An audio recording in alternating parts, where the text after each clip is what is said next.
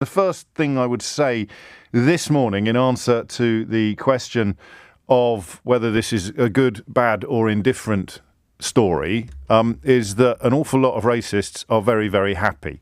An awful lot of people who had apparently been banned from Twitter for telling lies and launching attacks, vicious attacks upon people, they're celebrating this morning, which makes me wonder whether I should know a little bit more about Elon Musk than I do already, or whether or not, of course, a bunch of excitable racists who've got nothing better to do than pass the cap around asking fellow racists to put money into it are just grabbing this opportunity to grift a few more quid while they can. Some of them, of course, have got all sorts of legal bills and bankruptcy orders to deal with, so you can hardly blame them. 7 minutes after 10 is the time. There is here an announcement from him. Free speech is the bedrock of a functioning democracy, and Twitter is the digital town square where matters vital to the future of humanity are debated. Okay, I'm going to read that again. Free speech is the bedrock of a functioning democracy, and Twitter is the digital town square where matters vital to the future of humanity are debated. I mean, come on, really? I love it. And I'm on there quite a lot. And I think, can I allow myself to say I'm quite good at it? I mean, I generally count my sort of likes and tweets in the thousands or the tens of thousands. I'm not boasting.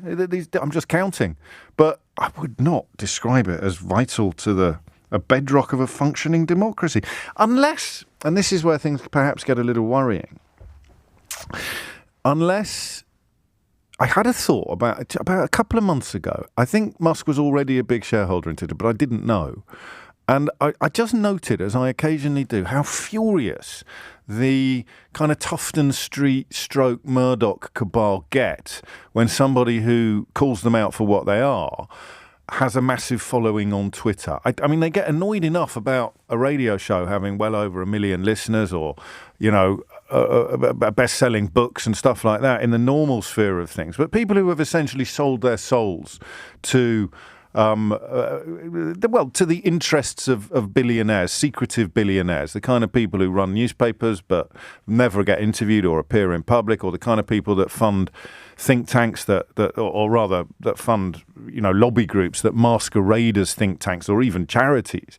That those people hate anyone on Twitter who's got a massive following, usually a following 10 or 100 times bigger than theirs. They absolutely hate it.